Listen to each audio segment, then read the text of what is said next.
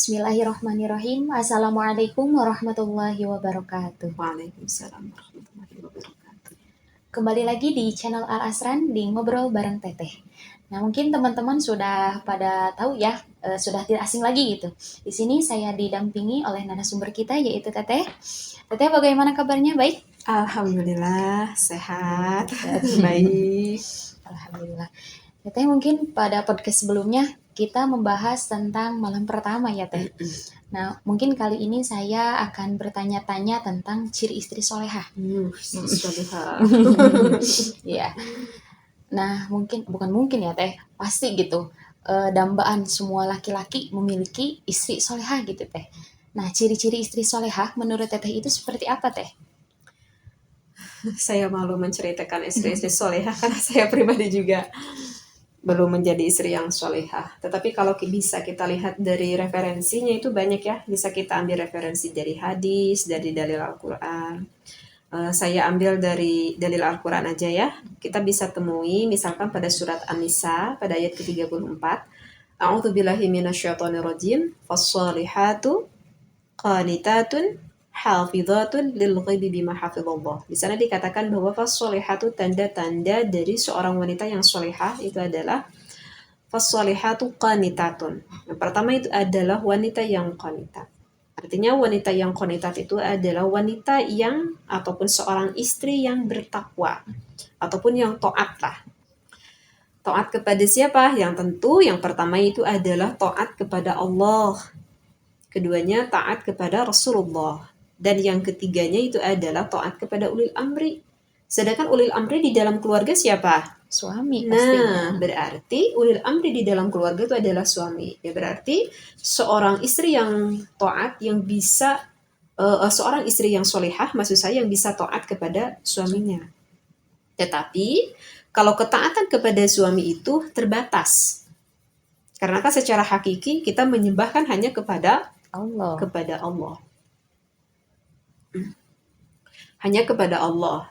Sehingga keterbatasan di sini adalah suami menyuruh kepada kita untuk mentaati terhadap hal yang disesuaikan dengan syariat, maka seorang istri wajib menuruti, taat. Tapi kalau misalkan perintah dari sang suami itu adalah tidak sesuai dengan syariat, artinya yang tidak diridhoi oleh Allah, maka tidak berkewajiban kita sebagai istri tidak taat kepada suaminya. Ataupun misalkan suaminya menyuruh kepada kita sedangkan hal itu bisa memafsadatkan ataupun bisa memadaratkan gitu ya. Nah, maka itu tidak perlu kita taat, kita turuti gitu apa perintah dari suaminya. Kalau menurut saya sih secara keumuman, secara kebanyakan mungkin udah pada paham ya kalau kita itu harus taat seorang perempuan terhadap suaminya. Selama ketaatannya itu adalah sesuai dengan syariat. Tetapi di dalam kenyataannya hidup, kalau menurut saya sih saya berpandangan itu nggak semua orang itu paham sampai ke dalam-dalamnya. Gitu. Karena ya mungkin saja di dalam kehidupan kita keseharian ada permasalahan yang dihadapi dan wanita itu mungkin ini sebenarnya yang disuruh oleh suami ini yang termasuk diridhoi oleh Allah atau enggak. Mungkin aja ada pertanyaan seperti itu dikarenakan mungkin karena pemahaman akan ilmu agamanya yang tidak terlalu dalam. Karena tidak semua orang mengaji kan. Karena gak semua orang mengaji dan ya kalau menurut saya tidak semua orang itu paham yang lebih ke detail-detail di dalam yang ia hadapi di dalam rumah tangga tersebut sih. Kalau menurut pemikiran Tata sih kayak gitu. Oh, jadi Teh yang saya tangkap itu dari pembicaraan Teteh barusan, istri yang soleh itu bertakwa atau turut ya Teh kepada suaminya. Selagi perintahnya itu tidak menentang syariat ajaran agama Islam gitu Teh. Nah, kalau yang memafsadatkan, contohnya seperti apa Teh? Banyak yang memafsadatkan. Apa ya saya ambil contohnya apa? Misalkan gini deh. Yang diharamkan oleh Allah di dalam fikih udah jumhurul ulama kalau misalkan seorang perempuannya itu lagi haid ataupun seorang perempuannya itu lagi nifas itu kan gak boleh dimasuki oleh suaminya, gak boleh memasukkan hasyafah ke dalam farji sang istrinya, itu adalah hukum haram. Semua jumhurul ulama mengatakan haram, gak boleh seperti itu kan salah satu dari contoh yang diharamkan. Kalau udah gitu ya nggak perlu taat sama suaminya, seperti itu. Bagaimana teh kalau misalkan ya si suaminya itu udah hawa nafsunya udah tingkat atas gitu teh, Udah susah. lagi tinggi-tingginya. Iya, lagi tinggi-tingginya gitu. Ditakutkan Mm-mm. terjadi onani ataupun zina. Zina. Sedangkan onani sama zina itu kan ditentang banget gitu dalam ajaran Iya. agama Islam. Mm-mm. Nah, solusinya itu gimana teh? Nah, ini maksud saya. Mungkin semua wanita, semua laki-laki itu udah paham. Kalau misalkan lagi haid itu nggak boleh disetubuhi oleh suaminya. Tetapi nggak semua wanita paham bahwa sedang haid pun boleh menyenangkan suaminya. Kalau menurut saya itu nggak semua wanita atau semua laki-laki itu paham. Kalau menurut saya nggak tahu, kayaknya iya deh. Karena yang nggak semua orang ngaji sehingga yang nggak paham gitu. Kalau misalkan seorang wanitanya yang sedang memang di dalam Islam itu nggak boleh memasukkan hasyafah di dalam farji sang istri ataupun lewat lubang belakang ketika haid ataupun ketika sedang nifas. Tetapi di dalam fikih, di dalam Islam itu tidak dilarang seorang istrinya itu menyenangkan suaminya. Artinya menyenangkan suaminya itu adalah boleh, walaupun istrinya itu sedang haid. Jadi jangan bermentang-mentang nanti teh Fami nikah karena aku sedang haid, jadi aku gak mau tidur sama kamu. Takut Iya, gitu. ya itu karena kalau misalkan sampai gak mau tidur sama suami itu berarti gak paham ilmunya. Harusnya lagi haid juga ya tidur aja. Kalau suami pengen nanti gimana, ya senangin aja suaminya. Teh Fami ngerti gak apa maksudnya menyenangkan itu? Enggak teh, soalnya kan belum. Soalnya belum apa. Jadi gak ngerti ya. Jadi maksudnya istrinya itu bisa menyenangkan suaminya. Artinya itu ya suami itu ketika istrinya sedang haid bahkan bisa suaminya itu sampai inzal. Artinya inzal bisa sampai suaminya itu keluar seperti itu. Jadi yang nggak dibolehkan itu hanya memasukkan hasyafat ke dalam farji sang istrinya ataupun lewat lubang belakang, itu udah jelas haram ya. Jadi kalau misalkan menyenangkan suaminya sampai suaminya itu inzal itu boleh, gak ada larangan. Caranya mengeluarkannya gimana? Maaf ya, ini ada di dalam keterangan kitabnya. Maaf sekali akan saya ucapkan. Misalkan mengeluarkan dari suaminya itu misalkan digunakan dengan tangan istrinya, itu bisa. Ataupun maaf ya, di dalam keterangan juga bisa misalkan menggunakan kedua belah dada istrinya misalkan sampai keluar, itu nggak apa-apa. Di dalam hukum fikih itu diperbolehkan sampai sang suaminya merasa puas, istilahnya seperti itu. Jadi oleh kedua belah dada istrinya itu juga boleh. Yang enggak boleh, yang diharamkan adalah misalkan ketika istrinya yang sedang haid ataupun sedang nifas misalkan, sedangkan kan nifas itu lama, bisa sampai 40 hari, kadang ada bisa yang sampai 50 hari, dan suaminya itu udah gak sabar banget misalkan. Sehingga sang suaminya itu maaf sekali mengeluarkan dengan dirinya sendiri. Kan kalau mengeluarkan dengan tangan suaminya sendiri itu kan dikatakan dengan onani. Itu adalah hukumnya haram, nggak boleh.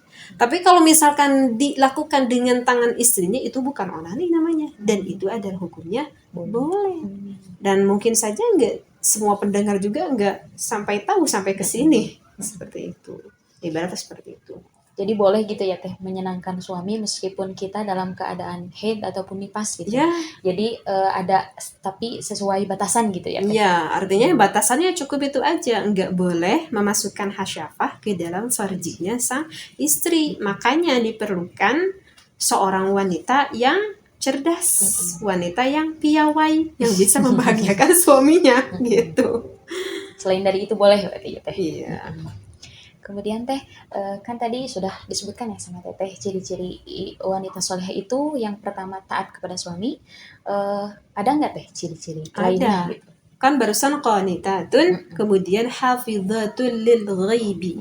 Hafidhatul lil ghaibi bima hafizallah itu bisa dimanai dengan seorang perempuan ataupun seorang istri yang bisa menjaga kehormatan suaminya, yang bisa menutupi akan aib-aib suaminya, yang bisa menjaga akan rahasia suaminya. Wanita yang solihah juga yang bisa menjaga akan harta suaminya. Wanita tersebut yang bisa menjaga dirinya ketika suaminya gak ada. Nah itu adalah ciri-ciri ataupun tanda dari wanita yang solihah tersebut. Jadi seorang wanita yang solihah itu adalah seorang wanita yang bisa menjaga kehormatan suami. Ini biasanya yang sulit perempuan. Iya betul. Karena perempuan itu banyak ngobrol, banyak bercerita, jadi mudah, gampang sekali curhat. Pergi ke warung, curhat. Gitu. Ketemu sama orang yang nyaman, Curhat lagi. Nah, itu wanita, kalau menurut saya itu wanita yang agak kurang cerdas kalau menurut saya. Jadi apa-apa itu jangan mudah curhat. Itu. Jadi kalau ada permasalahan ya mending-mending orang yang kita ajak ngobrol bisa menghasilkan solusi. Nggak semua orang yang kita ajak ngobrol itu bisa menghasilkan solusi kan. Mungkin saja orang tersebut itu menertawakan kita di belakang kita, ataupun mensyukuri apa yang sedang kita alami kan. Kita kan nggak tahu nih orang itu seperti gimana nih orang. Jadi jangan mudah sekali untuk curhat-curhat gitu. Karena dengan curhat-curhat dengan kesembarangan orang, biasanya curhat itu adalah ketika ada permasalahan kan di dalam rumah tangga, sehingga orang lain yang mendengarkan tuh tahu, oh ternyata suami kamu tuh gitu ya, aku baru tahu suami kamu tuh gitu ya gitu. Nah berarti kan orang lain tahu akan kejelekan suaminya tuh dari siapa? Dari kita yang bicara. Dari kita kan, dari kita. Nah oleh karena itu jadilah wanita yang cerdas. Begitu juga suami. Jadi dong suami yang cerdas. Apalagi kan wanita zaman sekarang karena dekat sekali dengan sosial media, yang apa-apa itu Diposting gitu kan. Diposting lagi galau, suaminya lagi jablay, suaminya lagi bokeh, atau suami lagi apa. Aduh, Masya Allah, itu yang punya WA di kita itu misalkan belum punya grup apapun itu, yang ngebaca bisa sampai 500 orang dipublikasikan. Itu kalau menurut saya gak tahu di komentar orang lain gimana. Kalau menurut saya itu adalah wanita yang sangat tidak cerdas sekali. Seperti itu. Karena kan ya di dalam rumah tangga itu belum pernah teteh dengar yang enggak ada percekcokan di sini apa ya? Setidaknya lah pernahlah mengalami akan perbedaan pendapat antara suami dan istri. Ya wajar kalau ada perbedaan pendapat di dalam rumah tangga antara suami dan istri. Karena kalau misalkan kita nelaah aja di dalam rumah tangga ada laki-laki dan perempuan. Dari namanya aja udah beda. Laki-laki ini perempuan. Tentu fisiknya berbeda. Fisik laki-laki dan perempuan berbeda. Berarti seperangkat yang ada di dalamnya pun ya Allah ciptakan berbeda. Misalkan salah satu contoh, laki-laki itu lebih cenderung akan akalnya, tetapi perempuan itu lebih cenderung akan hati ataupun emosionalnya. Nah, dari perbedaan itu kan itu bisa menimbulkan, namanya juga kan berbeda. Yang namanya berbeda ya enggak sama, itu bisa menimbulkan, kalau enggak komunikasi baik itu bisa menimbulkan kesalahpahaman gitu. Misalkan dari contoh kita keseharian, kalau laki-laki kalau udah fokus di dalam satu urusan, biasanya udah fokus aja. Yang lain itu udah nggak ditolerin biasanya. Kalau laki-laki wataknya seperti itu, karena udah cenderung ke pikirannya. Sehingga kalau misalkan udah konsentrasi di dalam hal satu yang sedang dia lakukan itu, biasanya pendengarannya pun berkurang. Misalkan teteh tuh manggil ke suami gitu ya, karena teteh panggil ke suaminya, romantis ya. meski udah tua gitu, umur udah 40, suami udah lebih, jadi sampai sekarang bilangnya gitu. Misalkan tolong dong, itu kayaknya ada tamu deh, ada yang assalamualaikum, ini tanggung aku lagi masak misalkan. Mungkin aja kita bicara seperti itu, suami tuh mungkin aja gak dengar karena suami tuh lagi konsentrasi, misalkan lagi konsentrasi nonton TV misalkan gitu. Nah karena gak denger, nah otomatis kan teteh bilang lagi, itu tolong dong gitu. Udah 2 kali masih gak denger, udah ketiga kali udah kesal nih teteh nih misalkan. Beda lagi nadanya. Beda lagi tuh nadanya. Itu gak denger tuh misalkan. Ada yang tok-tok pintu tuh. Dan suaminya mungkin saja bisa mendengar ketika ucapan kita yang ketiga kali. Misalkan ucapan yang ketiga kali suami tuh baru dengar. Dan suami berpikir, kenapa ya istriku kok setiap manggil saya nadanya selalu keras, selalu tinggi. Dan istrinya berpikir kepada suaminya, kenapa ya suami saya itu nggak peduli sama saya gitu ya. Kalau udah nonton TV udah lupa nih semuanya misalkan. Nah, hal sekecil itu pun kalau kita nggak paham ilmunya, itu kan bisa menjadikan kan ya, ada Perdebatan sedikit gitu ya. gitu masuk akal setidaknya lah seperti itu. Tapi kalau misalkan kita paham ilmunya, oh ternyata kalau laki-laki itu emosionalnya gini, secara psikolog kalau laki-laki gini, kalau perempuan gini, oh ternyata kalau perempuan lebih cenderung ke hatinya, sehingga suaminya tuh harus gini. Nah itu bisa terjalin itu adalah karena apa? Ya karena kita tuh punya ilmu. Karena pertama kita punya ilmu, karena kita selalu bisa komunikasi dengan baik. Karena kalau di dalam permasalahan keluarga itu, di dalam hubungan rumah tangga, permasalahannya siapa? Ya suami sama istrinya. Kok kenapa kita harus curhat ke orang lain? Permasalahannya juga dengan suami, kenapa mesti bilang ke orang lain? Ya selesaikan dengan suami dong, bukan dengan orang lain. Seperti itu. Kecuali kalau misalkan ada permasalahan yang udah cukup berat banget, udah enggak bisa nih diselesaikan nih sama berdua, artinya sama suami sama istrinya. Nah maka itu harus bisa mencari pihak ketiga yang bisa menyelesaikan permasalahan yang sedang dialami oleh rumah tangga tersebut. Dan pihak ketiganya kita tuh harus tepat carinya, harus tepat terhadap orang yang netral, artinya netral yang nggak bisa memihak ke salah satunya antara suami dan juga istri, dan harus tepat mencari orang yang adil. Tahu siapa orang yang adil? Gak tahu teh. Hakim. bukan hakim. Jadi orang yang adil di sini itu ya tergantung permasalahan apa yang sedang kita hadapi. Disesuaikan gitu ya teh. Dengan permasalahan kita, misal contoh gini nih, kalau misalnya Teh Fami kurang ngerti nih, kasih contoh apa ya, misalkan dikasih contoh nih ada seorang perempuan yang berumur 45 tahun, kalau menurut saya itu masih muda gitu ya, dan biasanya seorang perempuan menopause itu pada umur 55 tahunan, tetapi wanita ini umur 45 tahun tuh udah menopause. Bahkan wanita ini setelah menopause itu udah nggak punya hasrat sama sekali. Misalkan nih contohnya seperti itu kasusnya, nggak punya hasrat nih sama sekali. Sehingga kalau misalkan dibujuk-bujuk, dirayu-rayu suaminya pengen, itu udah nggak mau ngeladenin suaminya. Karena memang mungkin dikarenakan udah nggak punya hasrat sama sekali. Komunikasilah suami dan istrinya itu, atau yang gimana tuh masih muda, udah masih pengen, masih semangat. Kata istrinya bilang atau saya mah udah males misalkan.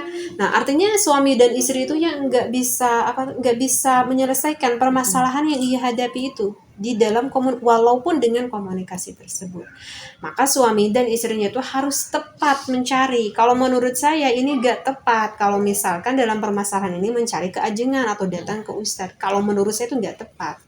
Jadi yang tepatnya harusnya datangnya kemana? Datangnya itu ke dokter yang mengerti akan hormonal gitu. Sehingga nanti diperiksa, oh iya kata dokter, ini karena ada permasalahan ini sehingga hormonalnya ini belum waktunya udah drop, udah turun. Nanti dokter tuh ngasih solusi. Sekarang Bu, hormonal Ibu akan aku tingkatkan, dan untuk menyeimbangkan misalkan hormonal Bapak saya agak turunkan dulu sedikit misalkan. Nah, itu kan solusi yang tepat, datang terhadap orang yang adil. Jadi sesuai dengan permasalahan apa yang sedang ia alami gitu. Dan ada satu lagi yang nggak boleh diem di dalam permasalahan itu adalah ketika di dalam rumah tersebut terjadi KDRT. Misalkan seorang perempuan yang hampir sering banget sama suaminya itu kena fisik, kena pukul, itu nggak boleh diem, karena kalau diem itu bahaya, nanti bisa lebih moderat kan nanti ke istrinya. Itu gak boleh. Dan istrinya pun harus tepat mencari orang yang adil di dalam permasalahan itu. Nah, kalau itu gak apa-apa. Gak apa-apa gitu ya teh. Nah teh, contohnya dalam kasus KDRT tadi sudah teh sebutkan ya. Biasanya dalam KDRT itu suka ada korban gitu teh. Kebanyakan korbannya itu seorang perempuan. Iya. Gimana nih kalau ini kebalikannya gitu teh? Misalkan si perempuannya itu petinju gitu. Jadi yang kena pukul suaminya. Jadi si suami gitu yang jadi korban itu ada enggak tuh? Kejadian seperti itu. jadi suaminya yang kena pukul gitu. Nggak tahu ada nggak ya di berita tuh menceritakan suaminya kena pukul oleh istrinya. Karena gini ya, kalau saya memahami KDRT itu kan, KDRT itu kan kekerasan ya, kekerasan di dalam rumah tangga. Nah, dan saya memahami kata kekerasan itu adalah kalimat umum ya. Jadi kekerasan itu nggak bisa saja berupa fisik kalau menurut saya. Jadi kekerasan itu misalkan bisa saja kekerasan secara batiniah misalkan, sehingga kena tuh ke mental, itu mungkin saja. Saya itu sering mendengar ada yang sampai itu hati suaminya gitu.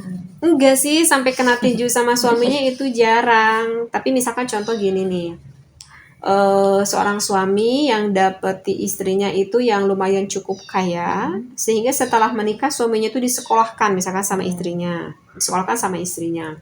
Misalkan menjadi S2 deh gitu. Udah itu suaminya dikasih kerjaan sama istrinya. Bahkan sampai suaminya dapat jabatan yang lebih tinggi pun itu adalah dikarenakan jasa istrinya itu, sehingga lebih tinggi. Tetapi disayangkan sekali suaminya itu dapat istri yang kaya, tetapi nggak punya, ya jauh, ya agak jauh lah dari agama gitu ya. Sehingga si istrinya itu kalau ada apa itu di hadapan orang-orang lain, mau di hadapan keluarganya, mau di hadapan teman-teman istrinya itu udah sampai berani di depan suaminya, misalkan berkata ketika lagi main ke rumahnya itu kan, kalau udah di rumah itu namanya berarti kan di depan suami ya, di depan aja udah berani apalagi di belakangnya gitu. Kamu tau gak suami aku tuh, kalau bukan karena aku misalkan tuh suami aku tuh gak ada apa-apanya gitu ya, oh nggak punya kerja, artinya bicaranya sangat jelek, artinya menekankan kalau bukan karena saya, kalau bukan karena saya itu semua ada jasa saya gitu kan. Itu bisa gimana coba perasaan suaminya tuh kan? Hancur gitu teh, drop Iya, pasti. iya, itu harga diri suaminya itu kan merasa terinjaki oleh istrinya itu sendiri gitu. Itu menurut saya itu seorang perempuan yang sangat tidak baik sekali, yang tidak bisa menjaga perasaan seorang suaminya itu sendiri. Dan suaminya berkata kepada istrinya, aduh yang kamu tahu gak, kamu tuh sering berbicara seperti itu tuh melukai hati aku, kata suaminya. Aku merasa gak punya harga diri nih di depan kamu, di depan teman-temanmu, di depan saudara, merasa gak punya harga diri gitu. Istrinya bilang sama suaminya, tapi memang benar kan kenyataannya, kamu tuh bisa seperti itu karena saya, misalkan, karena kata istrinya berkata tuh seperti itu, kayak di sinetron. Iya betul Tapi teh. memang benar, ini pada kenyataannya tuh memang banyak wanita yang memang seperti ini, seperti itu, sehingga ia merasa ada tekanan gitu di dalam hati suami, itu merasa ada tekanan seperti itu, jadi merasa udah gak punya ada harga dirinya di depan orang lain. Kalau menurut saya kasus seperti ini pun ini bisa termasuk KDRT, cuman KDRT-nya tidak secara fisik, tetapi secara apa? Mental. Sakitnya itu lebih sakit karena Sakitnya tuh di sini. Iya, kalau menurut saya itu termasuk KDRT gitu. Kebanyakan sih mungkin kasusnya seperti itu kalau untuk laki-laki. Jadi ada ya gitu. Ya, sering denger bahkan seperti itu. Oh iya teh, kan dalam contoh barusan yang teteh sebutkan, misalkan perempuannya itu punya karir gitu, jadi punya penghasilan sendiri gitu. Nah, si perempuan tersebut membelanjakan penghasilannya gitu ke barang-barang yang ia mau gitu teh. Nah, itu teh harus dikomunikasikan sama suaminya. Apa gimana gitu teh? Oh, jadi ini mentang-mentang karena istrinya punya penghasilan sendiri. Jadi kalau misalkan uang suami itu uang, Istri, kalau uang istri, uang istri. kalau uang istri ya. Kalau uang istri belum tentu uang suami. Ini perempuan yang licik nih. kalau kalau uang suami itu uang istri, kalau uang istri belum tentu uang suami, karena berpikir kalau suami adalah berkewajiban dan wanita adalah tidak. Aduh, ini wanita ya. Kalau menurut saya sih, walaupun istrinya itu punya penghasilan sendiri, ya apapun itu harus dikomunikasikan. Yang namanya udah rumah tangga, kalau saya berpikir dalam rumah tangga komunikasi itu adalah fardu ain loh Teh Fahmi. Jadi wajib kalau menurut saya. Mau apapun itu wajib dikomunikasikan. Mau yang baiknya, mau yang gak baiknya, wajib dikomunikasikan. Apapun itu. Ke masalah kita di panjang pun kalau kita gak senang bilang gitu ke suaminya, harus itu, emang benar itu harus gitu. Jadi jangan sampai ada apapun itu sampai mendegel tuh di dalam hati kita, jadi harus itu dikomunikasikan. Jadi jangan berpikir seorang wanita itu dikarenakan saya punya uang sendiri ya bebas, saya pakai aja sendiri, nggak perlu bilang sama suami. Kalau menurut saya itu nggak bijaksana kalau kita menyikapi seperti itu, karena kan sebelum wanita tersebut bekerja pun itu kan harus ada komunikasi yang baik dulu dengan suami, harus ditanya dulu tujuan kerjanya itu apa, hukumnya kerja itu gimana, dan masih banyak masih banyak deh ilmu kalau wanita yang pengen berkarir, tapi nggak mungkin dijelaskan juga ya. Terlalu panjang gitu teh. Nanti bisa sampai subuh deh kita ngobrol kita ngobrol ke sana ngelantur gitu. Jadi intinya gitulah. Jadi apapun itu harus dikomunikasikan. harus itu dikomunikasikan. Dan jangan merasa keberatan juga kita, aduh misalkan mau beli bakso mesti ngobrol, mau beli bedak mesti ngobrol. Kalau kita di dalam rumah tangga udah biasa apapun itu ngobrol, itu nggak akan merasa keberatan. Kalau teteh pribadi mah nggak merasa keberatan gitu. Karena karena yang teteh rasain dari awal pertama kali nikah sampai saat ini, itu memang yang pertama melatih itu suami teteh sendiri gitu. Jadi suami itu orangnya yang apapun itu setiap hari selalu menceritakan gitu. Misalkan waktu pertama nikah kan suami itu punya toko baju, jadi jualan gitu di pasar. Dan teteh nggak ikut ke pasar ya, jaga anak-anak aja di rumah gitu. Nah, kalau setiap pulang dari pasar selalu menceritakan kejadian tadi di pasar, walaupun gitu-gitu aja setiap hari, tapi selalu aja menceritakan apa aja, selalu ada ceritanya. Teteh tahu gak, tadi di pasar ada yang beli cantik gitu. Itu pun diceritakan gitu, jadi guyonan gitu. Dengan saking suami itu setiap hari selalu menceritakan apa yang dialaminya ketika nggak bareng sama teteh gitu ya, sehingga ada timbul rasa di dalam hati teteh itu ke suami, apa ya, jadi percaya gitu sepenuhnya ke suami, nggak ada rasa cemburu, nggak ada rasa curiga apapun itu, karena memang apapun itu selalu diobrolin. Nah itu adalah salah satu hikmahnya. Kalau apa-apa kita tuh kerja. Jadi kalau misalkan seorang perempuannya misalkan pulang kerja, tahu-taunya ngebahas gitu sama teman-temannya misalkan, dan nggak sempat gitu bilang ke suaminya, seperti setidaknya nanti pulangnya bilang, Mas maaf ya tadi pulangnya agak telat. Tadi teman-teman tuh maksa banget ngajak ke bakso bareng-bareng. Nanti kalau misalkan ke depannya gitu aku boleh nggak misalkan gitu. Ya menceritakan aja keseharian gitu, ngobrol. Dan itu nggak jadi hal yang ribet kalau menurut teteh sih, seperti itu.